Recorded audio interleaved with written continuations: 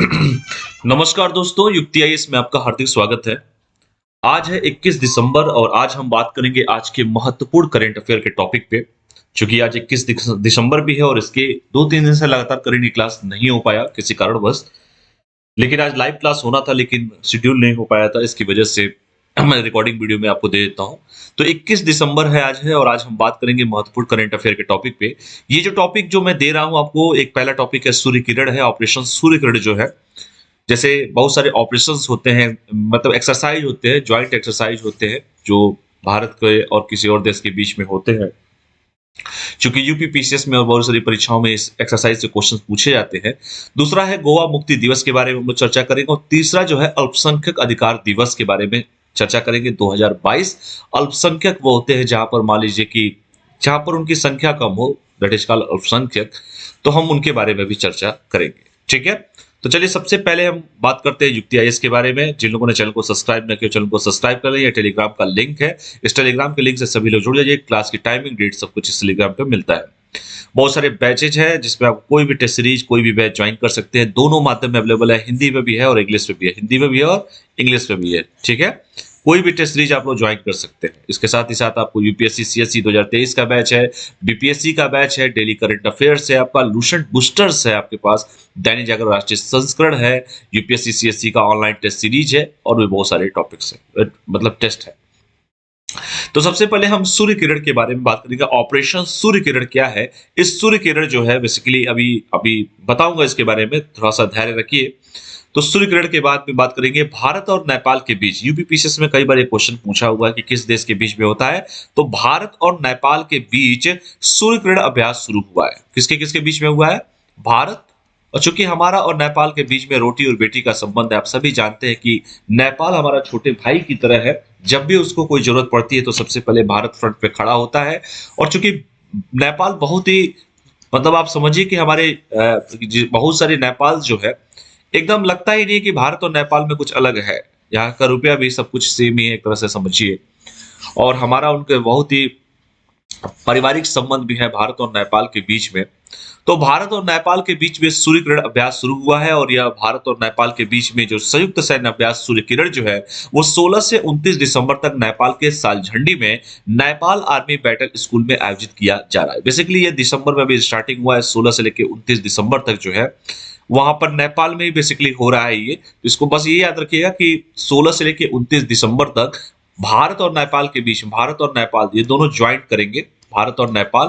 तो ये कहां पर हो रहा है? नेपाल में बेसिकली ये जो एक्सरसाइज जो है आयोजित किया जा रहा है, ठीक है। संयुक्त सैन्य अभ्यास है, बेसिकली ये ज्वाइंट सैन्य अभ्यास है भारत और नेपाल के बीच में। 16 से लेकर 29 दिसंबर तक जो है भारत और नेपाल का जो ज्वाइंट संयुक्त सैन्य अभ्यास है सूर्य किरण, जिसका नाम दिया गया है, वो नेपाल में ही आयोजित किया जा रहा है। ये परीक्षा में यूपीपीसीएस में कई बार पूछा हुआ है। सूर्य किरण अभ्यास बेसिकली भारत और नेपाल की सेनाओं के बीच एक संयुक्त सैन्य अभ्यास है, ठीक है। सूर्य किरण जो है अभ्यास जो है भारत और नेपाल के बीच में सेनाओं के बीच एक संयुक्त सैन्य अभ्यास है और इसके उद्देश्यों में अंतरचालितता में सुधार करना, आतंकवाद विरोधी अभियानों पर अनुभवों और सर्वोत्तम प्रथाओं को साझा करना शामिल है। आप जानते हैं कि जब भी कोई एक्सरसाइज होता है तो जाहिर सी बात है कि दो लोग मिलकर, और आतंकवाद तो पूरे देश के लिए चुनौती है, पूरे विश्व के लिए चुनौती है, और इसको एक बेसिकली एक मधुर संबंध बिल्डअप होता है। इसके साथ साथ जो आतंकवाद विरोधी जो अभियान होते हैं उन अभियानों पर भी अनुभवों को, जो भारत को अगर कुछ नई टेक्नोलॉजी सीखना है तो नेपाल से सीखेगा, नेपाल को कुछ सीखना है भारत से सीखेगा, दोनों लोग मिलकर इसीलिए ज्वाइंट एक्सरसाइज भी करते हैं। इस द्विपक्षीय अभ्यास का उद्घाटन संस्करण जो है 2011 में मिजोरम में आयोजित किया गया था। तो ये इंपॉर्टेंट है कि स्टार्टिंग कहां से हुई थी? तो मिजोरम में स्टार्टिंग जो उद्घाटन संस्करण सूर्य किरण अभ्यास का वो 2011 से ही मिजोरम में आयोजित किया गया था। उसी 2011 से ही इसकी शुरुआत की गई है। तो यह प्रत्येक वर्ष दोनों सेनाओं के बीच चूंकि आयोजित होता है, भारत की सेना होती है और नेपाल की सेना होती है। इसका पिछला जो संस्करण था उत्तराखंड के पिथौरागढ़ में आयोजित किया गया था। तो क्वेश्चन मान लीजिए 2022 का पूछे तो बताइए कि 2022 तो चूंकि नेपाल में हुआ था, लेकिन 2021 की अगर बात करें तो उत्तराखंड में हुआ था, ठीक है। उत्तराखंड के पिथौरागढ़ में आयोजित किया गया था। चूंकि यह द्विपक्षीय अभ्यास भारत और नेपाल के बीच संबंधों को बढ़ाने में प्रमुख भूमिका भी निभा रहे हैं और यह दोनों सेनाओं के बीच आपसी सहयोग को भी बेहतर कर रहा है और दोनों देशों के राजनयिक संबंधों को और भी मजबूत कर रहा है। मैंने कहा ना कि भारत और नेपाल के बीच में रोटी और बेटी का संबंध है और हमारे जो गोरखा रेजिडेंसी के बारे में आप लोग सुने भी होंगे। अब मैक्सिमम तुम देखिए नेपाली जो भाई लोग हैं वो लोग हमारे यहाँ काम भी करते हैं और भारत से बहुत विशेष लगाव है इन लोगों का। और चूंकि 2022 वाला जो हो रहा है वो नेपाल में हो रहा है, 21 वाला जो है उत्तराखंड के पिथौरागढ़ में हुआ था। और ये भी आप लोग जरूर जानिएगा कि 2011 से ये परंपरा चालू है और इन दोनों सेनाओं के बीच में जो एक्सरसाइज होती है उसमें बेहतर समन्वय होता है, आपसी दोनों के बीच में रिश्ते बिल्डअप होते हैं और दोनों देशों के बीच जो राजनयिक संबंध होते हैं वो संबंध भी और भी मजबूत होते जाते हैं। तो 2-3 की पॉइंट्स है, इसको जरूर याद रखिएगा कि 22 वाला जो हुआ है वो नेपाल में हो रहा है, 21 वाला उत्तराखंड के पिथौरागढ़ में हुआ था। 2011 से लगातार ये चल रहा है। दोनों सेनाओं के बीच में से आयोजित किया जाता है। दोनों सेनाओं के बीच आपसी सहयोग को बेहतर करने के लिए इस काम क्यों किया जा रहा है, दोनों देशों के बीच राजनयिक संबंधों को मजबूत करने के लिए यह काम किया जा रहा है। ठीक है, तो ये रहा आपका पहला टॉपिक और मुझे उम्मीद है कि आप लोग को ये टॉपिक अच्छे से समझ में आया होगा। ठीक है, तो बस इसमें सिंपल है कि 2011 से मिजोरम में शुरुआत इसकी की गई थी। इसका मेन उद्देश्य ये कि भारत और नेपाल के बीच में जो राजनयिक संबंध है उसको मधुर करना, व्यापारिक संबंध को मजबूत करना, दोनों देशों के बीच में रिश्तों को और प्रगाढ़ करना और दोनों टेक्नोलॉजी को सीखना और आतंकवाद को समाप्त करना, यही मेन उद्देश्य होता है। 2011 से ये परंपरा चल रही है। 21 में उत्तराखंड में हुआ था, पिथौरागढ़ में हुआ था। इस बार जो हो रहा है वो नेपाल में हो रहा है। ये ज्वाइंट एक्सरसाइज है, दोनों सेनाएं होती हैं, भारत की और नेपाल की दोनों होती हैं।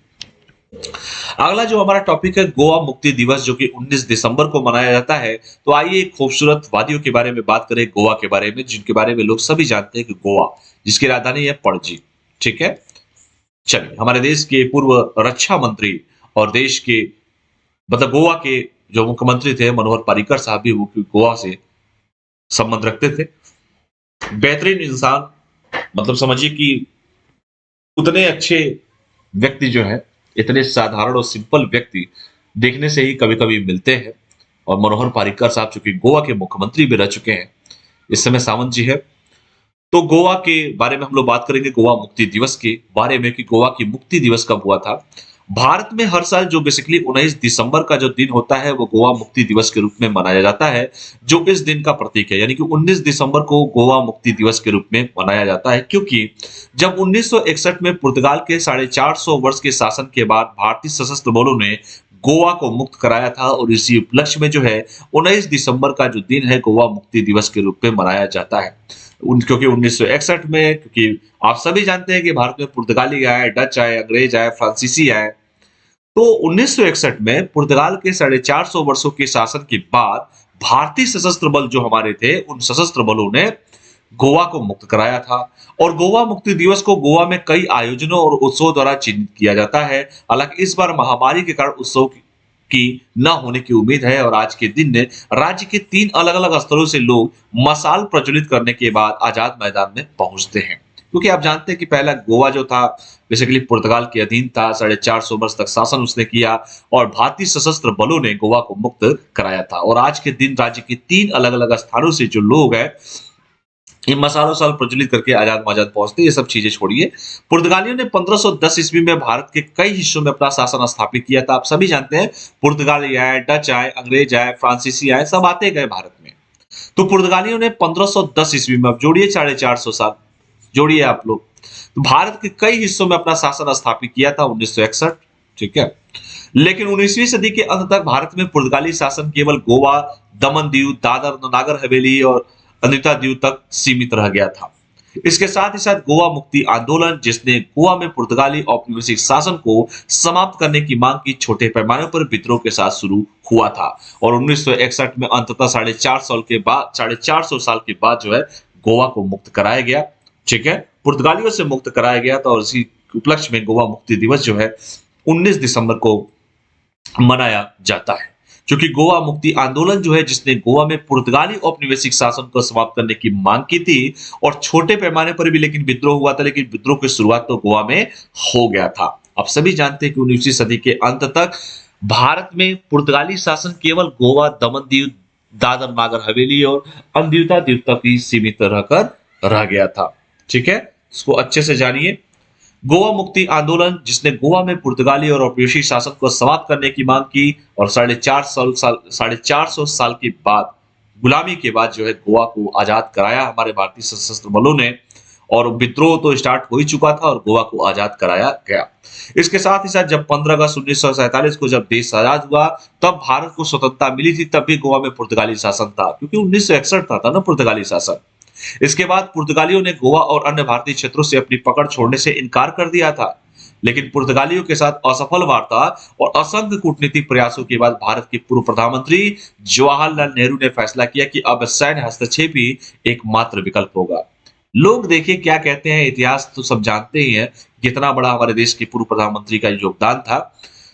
आज जो चीजें परोसी जाती हैं, लेकिन उन लोगों को नहीं पता है कि इतिहास को भी अच्छे से पढ़ना उन लोगों को चाहिए।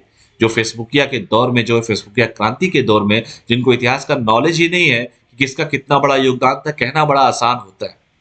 सोचिए कि 450 साल तक इसने पुर्तगालियों ने गोवा पे राज किया था, और उसके बाद बहुत सारी वार्ताएं हुई, वार्ताओं से भी उन लोगों ने नहीं सुधरे। वो हम अंग्रेजों से लड़ लिए, अंग्रेज छोड़ के भग गए। 15 अगस्त 1947 को देश आजाद हुआ, उसके बाद भी गोवा में पुर्तगाली बने रहे, लेकिन उन्होंने छोड़ने से इनकार कर दिया था।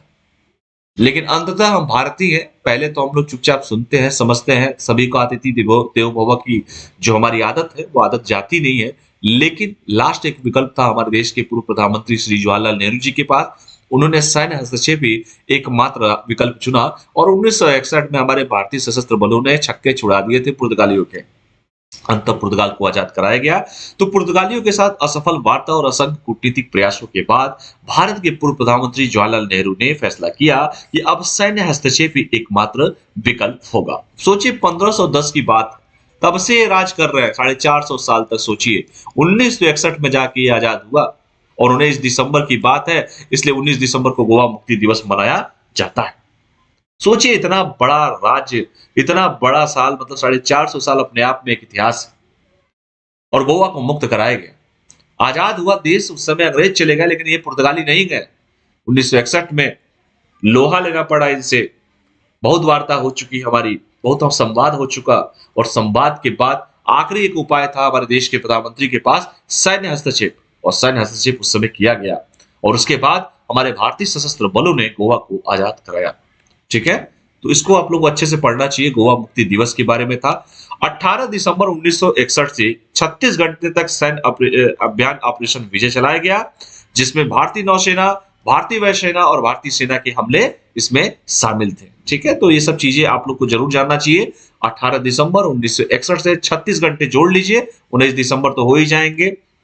और उसके बाद ऑपरेशन विजय याद रखिएगा, ऑपरेशन विजय जो चलाया गया था, ऑपरेशन विजय। ठीक है, तो ये क्वेश्चन पूछ सकता है कि ऑपरेशन विजय का संबंध बताइए, जिसमें भारतीय नौसेना भी थी, भारतीय वायुसेना और भारतीय सेना के इतने हमले किए गए थे, ये 450 साल से जो लोग बैठे हुए थे तंबू लगा के अपना, उनको भागना पड़ गया। और 1961 में हमारे भारतीय सशस्त्र बलों ने छक्के छुड़ा दिए थे उन लोग पुर्तगालियों को 9-2-11 होना पड़ा। ठीक है, उसके बाद हमने गोवा को आजाद कराया। सशस्त्र सेना जब आई हमारी भारतीय सशस्त्र सेना, उसके बाद पुर्तगालियों को यहाँ से भागना पड़ा। तो ये होता है भारत का ऑपरेशन विजय के बारे में पढ़िएगा। तो ये रहा गोवा मुक्ति दिवस के बारे में, जिसको मैंने कहा कि 15 अगस्त 1947 को जब देश आजाद हुआ, लेकिन गोवा आजाद नहीं हुआ। पुर्तगाली बने रह गए, छोड़ के नहीं जाएंगे हम, लेकिन उनको भगाना भी था, जरूरी भी था। उसके बाद भगाया गया उन लोगों को, और ये लोग भागे वहां से। तो ये सब चीजें गोवा मुक्ति दिवस के बारे में पढ़िएगा अच्छे से। 1961 में जब इनको भगाया गया, उसके बाद ये आजाद हुआ, और चूंकि ऑपरेशन विजय चलाया गया। तीसरा जो टॉपिक है आपका अल्पसंख्यक अधिकार दिवस के बारे में है।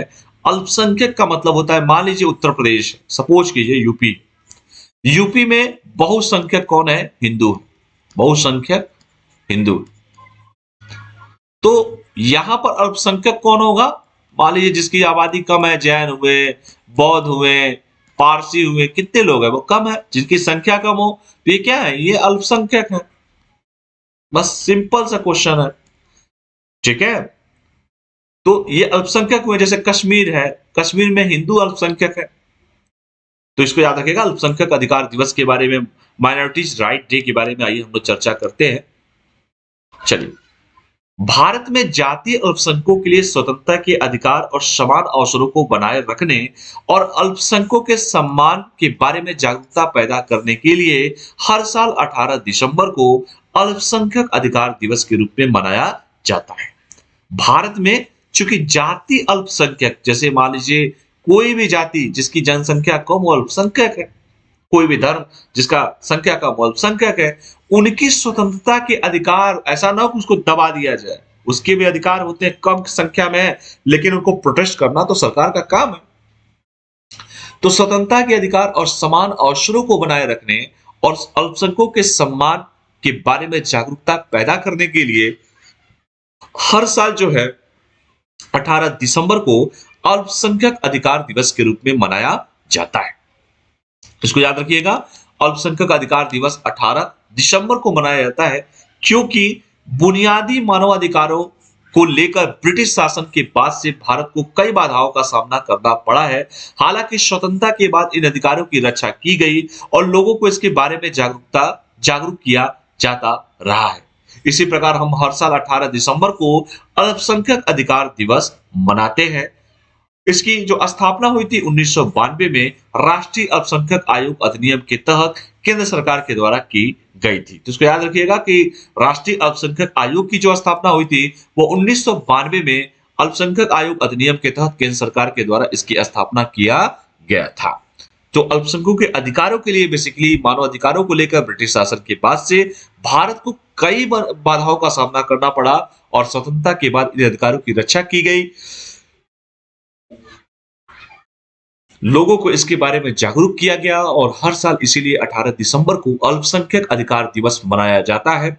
अल्पसंख्यक अधिकार दिवस की स्थापना 1992 में राष्ट्रीय अल्पसंख्यक आयोग अधिनियम के तहत केंद्र सरकार के द्वारा किया गया था। तो 1992 जरूर आप लोग याद रखिएगा। तो ये रहे आज के चूंकि महत्वपूर्ण टॉपिक, छोटे छोटे टॉपिक थे अल्पसंख्यक अधिकार दिवस। इसके साथ ही साथ जो मैंने कहा कि गोवा मुक्ति दिवस के बारे में 19 दिसंबर, और उसके बाद मैंने कहा ऑपरेशन विजय भी चलाया गया था 1961, 450 साल के बाद इनको आजाद कराया गया था। और जो पहला टॉपिक मैंने पढ़ाया था जिसमें मैंने कहा कि जो पहला आपका टॉपिक था जिसमें मैंने बताया कि आप लोग को कैसे कैसे हमारे ऑपरेशन सूर्य किरण चला है भारत और नेपाल के बीच, सेनाओं के बीच में ज्वाइंट एक्सरसाइज है। 2011 से मिजोरम से शुरुआत हुई थी, 2021 में उत्तराखंड में हुआ था, 22 में जो हुआ था वो आपका नेपाल में हो रहा है। माइनॉरिटीज 18 दिसंबर को अल्पसंख्यकों के अधिकारों की लड़ाई के लिए, स्वतंत्रता के लिए, समानता के लिए जागरूकता पैदा करने के लिए 18 दिसंबर को अल्पसंख्यक अधिकार दिवस मनाया जाता है। इसकी स्थापना 1992 में किया गया था। तो ये रहे आज के महत्वपूर्ण करंट अफेयर, मतलब महत्वपूर्ण मतलब बीच में जो छूटे थे वो करंट अफेयर थे। कल से जो है रेगुलर क्लास आपके 9 बजे जो है 9 AM जो है आपके करंट अफेयर के क्लास आपको मिलते रहेंगे, लाइव क्लास मिलेगा। ठीक है, आज शेड्यूल नहीं हो पाया था, मैं टेक्निकल टीम से बात कर लूंगा। और कल जो है 9 AM आपकी मॉर्निंग में क्लासें होंगी करंट अफेयर की। तो बने रहिए युक्ति IAS के साथ, ए वे टू सक्सेस। तब तक के लिए पढ़ाई कीजिए, स्वस्थ रहिए, मस्त रहिए, पढ़ते रहिए। बहुत बहुत धन्यवाद, थैंक यू।